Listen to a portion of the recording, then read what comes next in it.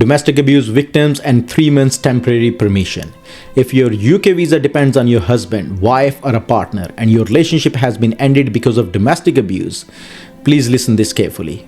You may be able to apply for a 3 months temporary permission to stay in the UK. People often call this 3 months domestic abuse visa, whereas its official name is Migrant Victims of Domestic Abuse Concession, or MVDAC. The important change is that this protection is no longer limited to only certain partners of British or settled people. Since 16th of February 2024, it has also covered certain people whose visas depends on a partner who lives in the UK on a work or a student visa. For example, the dependent partner of a skilled worker visa or a healthcare worker, or another eligible work visa holders, or a student.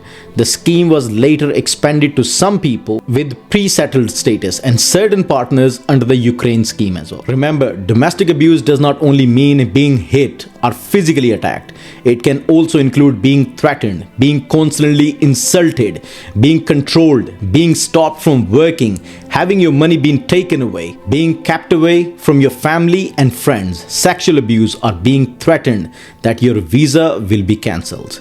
Using someone's immigration status to frighten or control them can also be a part of domestic abuse. If your application is accepted, you will normally receive a 3 months temporary permission to stay in the UK, independent of your partner.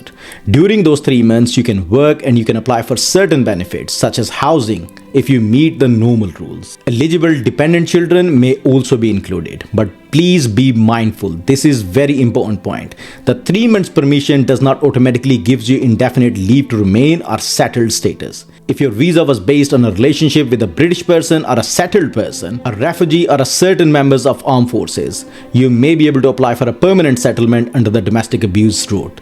But if you were dependent of a skilled worker or student, you may receive a 3 months protection, but you will not automatically qualify for automatic settlement. Under the domestic abuse route, you may need to apply under a different immigration route to remain in the UK. But before the 3 months end, you must normally apply for one of these 3 things.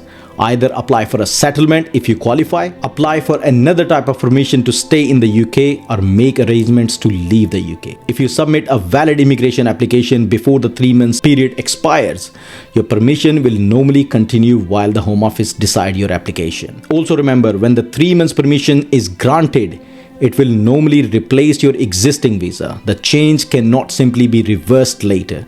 So please get proper legal advice before applying for it. You don't need always a police report to prove your domestic abuse. A police report may be helpful, but evidence can also be included such as medical records, letter from a refuge, or sport worker, court orders, messages, emails, photos, bank records, or statements from the people who know what happened with you. There is no single document that every applicant must provide, and a lack of police involvement does not automatically mean the claim should fail. So if your visa depends on an abusive partner, do not think that you have no choice. But do not wait as well. Do not sleep on it until your visa expires. Get help quickly, protect yourself and protect your children. And finally, what we always say, this is just for general information only, does not constitute a legal advice. Every case has its own merit, so please seek legal advice before you act upon. See you in the next video. Till then, stay safe and thank you for watching.